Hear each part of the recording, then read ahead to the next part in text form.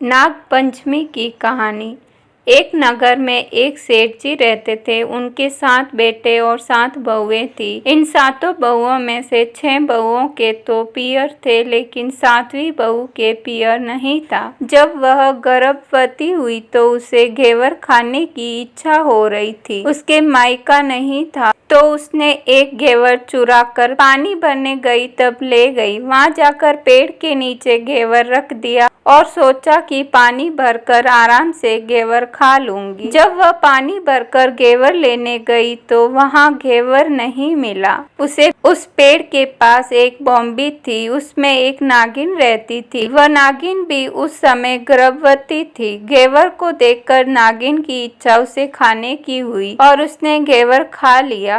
उस नागिन ने सोचा कि यदि साहूकार की बहू मुझे गाली देगी तो मैं उसे डस लूंगी, और यदि कुछ नहीं कहेगी तो बिना पियर की को पियर दिखा दूंगी। साहूकार के बेटे की बहू ने कहा कि शायद कोई मेरी जैसी ही होगी जिसने ये घेवर खा लिया होगा। ऐसा सुनकर नागिन बहुत खुश हुई और उसने अपने बेटों से कहा कि तुम इंसान का रूप बनाकर जाओ और साहूकार के बेटे की बहू को लेकर आओ। नागिन के बच्चे इंसान का रूप बनाकर साहूकार के घर चले गए। वहां जाकर उन्होंने कहा कि हम हमारी बहन को लेने आए हैं। तब सास ने कहा कि पहले तो कभी नहीं आए, इतने दिन कहाँ थे? तब उन्होंने कहा कि जब हमारी बहन का जन्म हुआ था तब हम नानी के घर थे और शादी हुई तब हम परदेश कमाने के लिए गए हुए थे। उन लड़कों ने बहुत सारे कपड़े, गहने और मिठाई बहन के सास और जेठानियों के लिए ले गए थे। सास अत्यंत प्रसन्न थी और जेठानी देखकर जल कूट रही थी। सास ने बहू को उनके साथ में भेज दिया। बॉम्बी के पास जाकर उन्होंने कहा, बहन हम नाग हैं। उस दिन जब तुमने पेड़ के नीचे घेवर रखा था तब तुम्हारा घेवर हमारी माँ ने ही खाया था। उन्होंने तुम्हें अपनी बेटी माना है, इस नाते से तुम हमारी बहन हुई।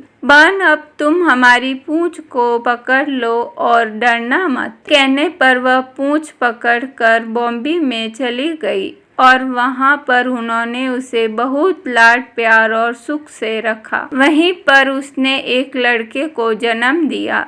जब उसका लड़का थोड़ा बड़ा हुआ तब की बात है, पड़ोसन ने साहूकार के बेटे की बहू को सिखा दिया, अगर तू मेरी माँ की इतनी ही लाडली है तो तू मेरी माँ से कहना कि आज तो नागों को दूध में ही पिलाऊंगी। पड़ोसन का ताना उसे सहन नहीं हुआ।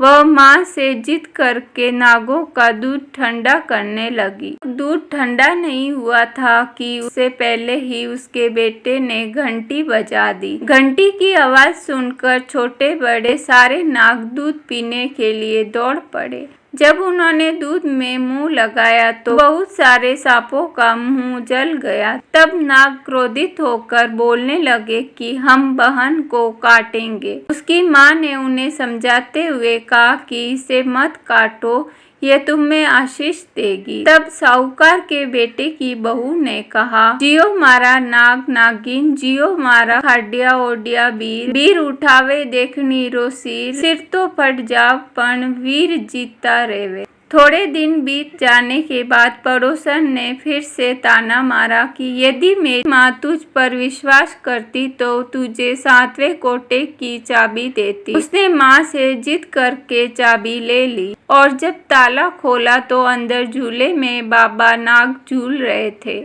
उसने बाबा नाग से कहा, सत सिया राम बाबा। उन्होंने कहा कि तूने सत सिया राम कह लिया वरना मैं तुझे डस लेता। तब उसने कहा कि आप तो मेरे पिता हो, मुझे कैसे डस सकते हो? और बोली, जियो नाग नागिन, जियो वासुकी नाग, जिन मेरो लाड लड़ायो 9 करोड़ को हार। नाग देवता ने इसको 9 करोड़ का हार दे दिया। माँ ने अपने बेटों से कहा, बाई तो अब बड़े घरों में हाथ डालने लगी हैं, उसे घर पहुँचा दो।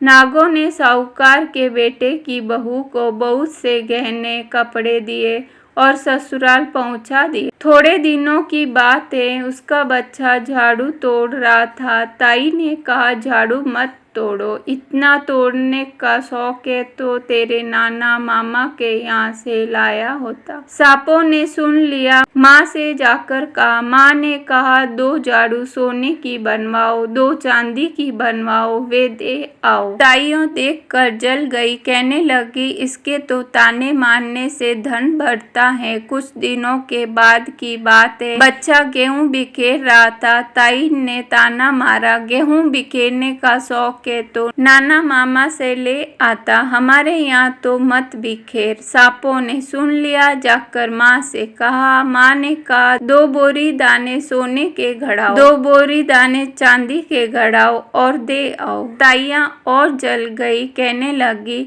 इसे ताने मत मारो, इसका धन बढ़ता है। छोटी जेठानी लकड़ी लेने गई, वहाँ सांप था। उसने सोचा सबसे छोटी को बेचना चाहिए, सांप उसे खा जाएगा तो मुसीबत मिट जाएगी। छोटी बहू लकड़ी लेने गई तो वहाँ सांप बैठा था। बोली भैया राम राम। सांप ने झट से बुचुए दे दिए, पहन कर छम छम करती चली आई। जेठानियां देखकर जल गई। 2-4 दिन बाद पान की गुड़िया में एक सांप देखा तो बड़ी जेठानी ने सबसे छोटी को पान लेने भेजा। उसने सोचा आज अवश्य सांप उसे काटेगा। सांप को देखकर छोटी बोली भैया घर के क्या हाल हैं? घर में सब ठीक तो हैं? सबको मेरा राम राम कहना। सांप ने मुंदड़ी पहना दी। जेठानियां फिर जल कूट गई। उसका पति दुकान से आया, तब सिखा दिया कि तेरी बहू के तो सांप बिच्छू से दोस्ती है। साहूकार का बेटा अपनी बहू से रात को कहने लगा सच सच बता, सांप बिच्छू तेरे क्या लगते हैं जो तुझे काट खाने के बजाय गहने देते हैं? बहू ने कहा वो तो मेरे भाई भतीजे लगते हैं। फिर उसने सारी बात अपने पति को बताई। पति ने कहा तो क्या तेरे भाई भतीजे तुम्हें ही बुलाते हैं, कभी अपने जवाइयों को यानी हमें तो बुलाते नहीं। आने काने छुपे सांपों ने बात सुन ली तो जाकर अपनी माँ से कहा। माँ ने कहा दोनों को बुला लाओ। वे इंसान का रूप बनकर दोनों को व बच्चे को बुला लाए। खूब कपड़े गहने देकर तीनों को विदा किया। ऐसा समर्थ